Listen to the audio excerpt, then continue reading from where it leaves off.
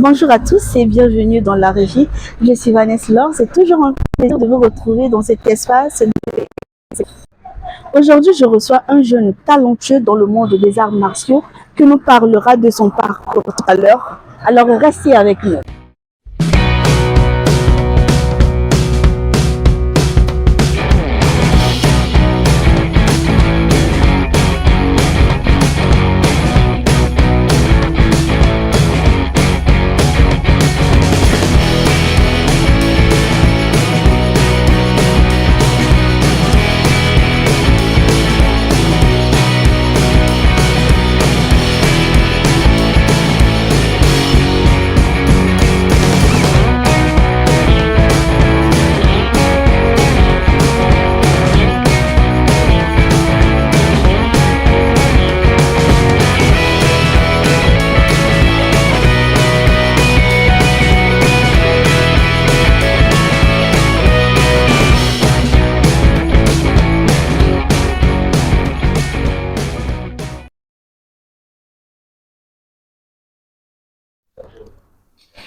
Bonjour, merci vraiment d'être avec nous. Pour faire simple, peux-tu te présenter pour ceux et celles qui ne te connaissent pas encore en quelques mots? Bonjour, je me nomme Monsieur Edoumouen Mavi, alias Maître Carlos Lecouvert de Caas, vice-champion d'Afrique 2023 à Cameroun, actuel champion du Congo 2025, trois fois vice-champion de Brazzaville que je suis. Alors, parle-nous un peu de ton art. Qu'est-ce qui t'a donné l'envie de te lancer dans les arts martiaux? Bon. Moi, j'ai grandi dans les arts martiaux. J'ai grandi vraiment dans les arts martiaux. Jusqu'alors, je pratique les arts martiaux. Alors, ça fait combien de temps depuis que tu pratiques les arts martiaux? Il y a cela 23 ans que je pratique les arts martiaux, depuis mon enfance. Et il y a cela 16 ans que je suis compétiteur national et international que je suis. Et tu es resté fidèle à une seule discipline ou soit tu as exploré d'autres styles? J'ai exploré plusieurs styles comme le judo, du courage, le kempo et la savate boxe française. Actuel champion de Brazzaville, double champion d'Afrique et l'abino. Voilà. Là, en abdo, je profite de vous informer que je suis qualifié d'aller représenter le Congo, les trois couleurs de ma nation, à une grande édition du championnat du monde au Maroc. Au Maroc. Oui. Et parmi tout ce que tu pratiques comme arts martiaux, lequel est ton préféré? Tous ce sont mes préférés parce que dans tous les arts, j'ai des médailles et je suis compétiteur. Un grand champion. Oui. Et actuellement, tu t'entraînes où? Moi, je m'entraîne à l'Académie Ibo Sport. L'Académie Ibo Sport se situe à Talangaï, à l'école primaire à Aneto. D'accord. Et qu'est-ce que tu ressens avant un combat? Avant de monter sur le tatami, si je peux dire? Avant de monter sur le ring, pour moi, je suis habitué de cela, comme je viens de dire qu'il y a 16 ans déjà que je pratique, donc je ne peux pas avoir peur de monter sur le ring. Je sais que avec l'art que je pratique, il y a des risques. Il y a plusieurs risques. Exact. Tu peux perdre comme tu peux gagner, mais tout ça va, ça demande la fair play, le fair play, comme on dit que le fair play, et le contrôle de soi-même. Ok. Est-ce que tu as déjà eu la peur en plein combat? La peur de perdre, bien sûr. De perdre un combat, c'est une question de fair play. Tout le monde perd. Si je perds pas, je dis c'est archi fou parce que je suis déjà deux. Oui, je suis double champion d'Afrique, donc ça veut dire qu'au final j'avais perdu. D'accord. Donc c'est ça, c'est grâce à ça, ça m'a poussé à beaucoup travailler. D'accord. Si. Donc, hormis le projet de Maroc, est-ce que tu as déjà eu à combattre à l'étranger? Si. J'ai fait le Cameroun. D'accord. J'ai fait le Cameroun en 2023 à Yaoundé, championnat d'Afrique de la savate boxe française. D'accord. Et qu'est-ce que tu retires comme expérience de combattre hors du pays? Pour moi, de combattre à l'extérieur comme expérience,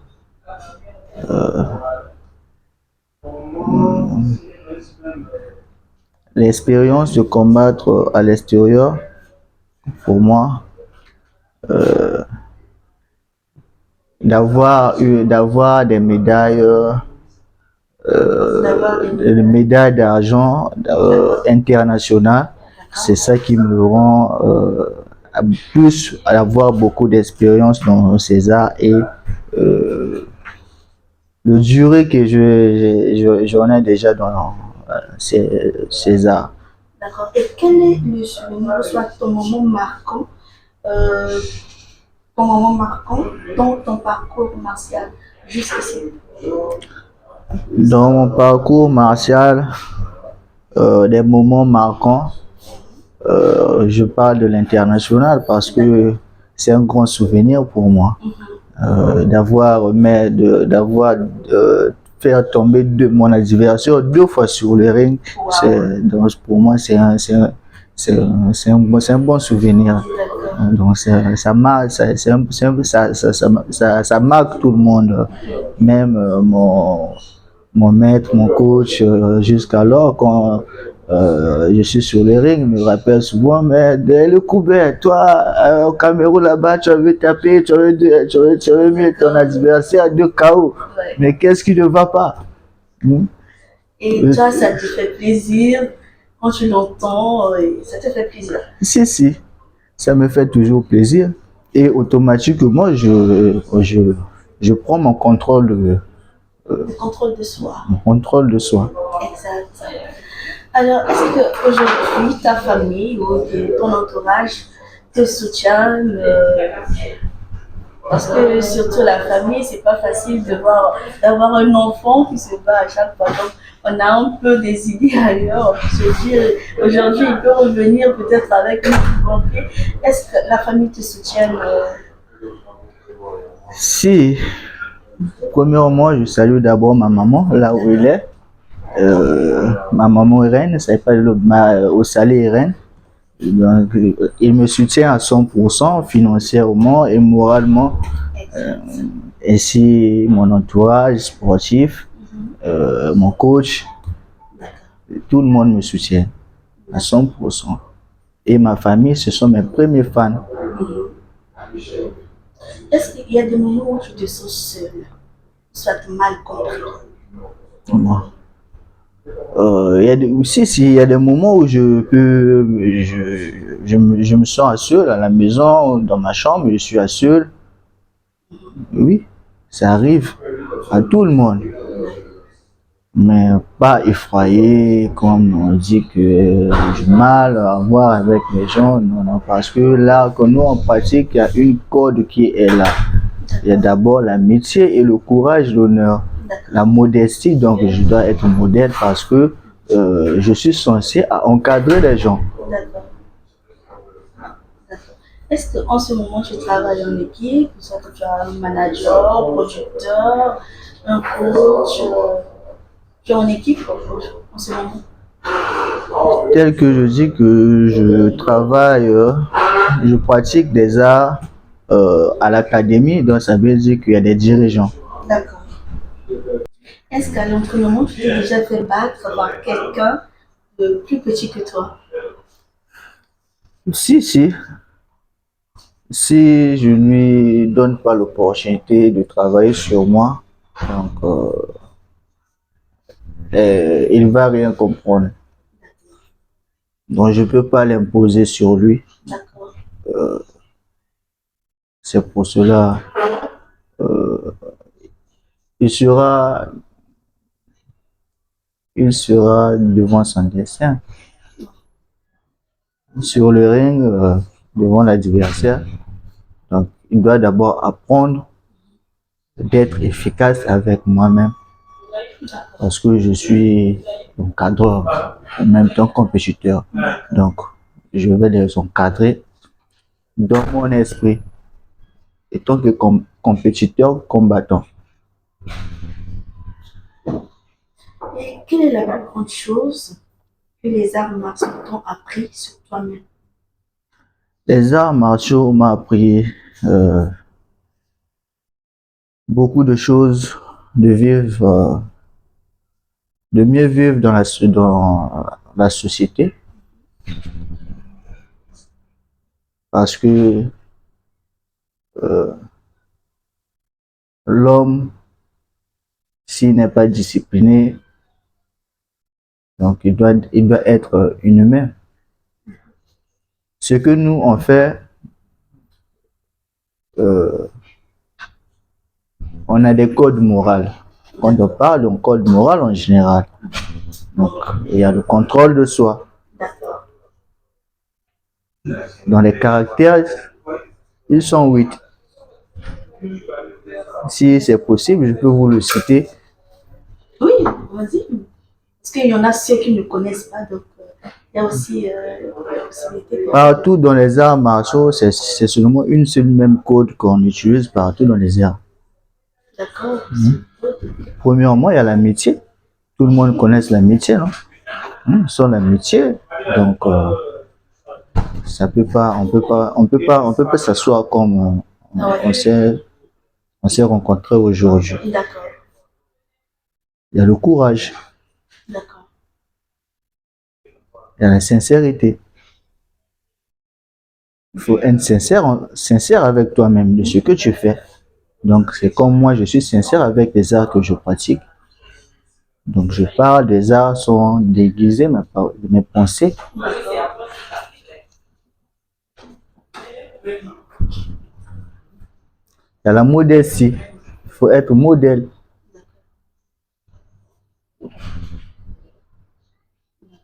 Et en ce moment, tu te vois où dans 10 ans ou 5 ans?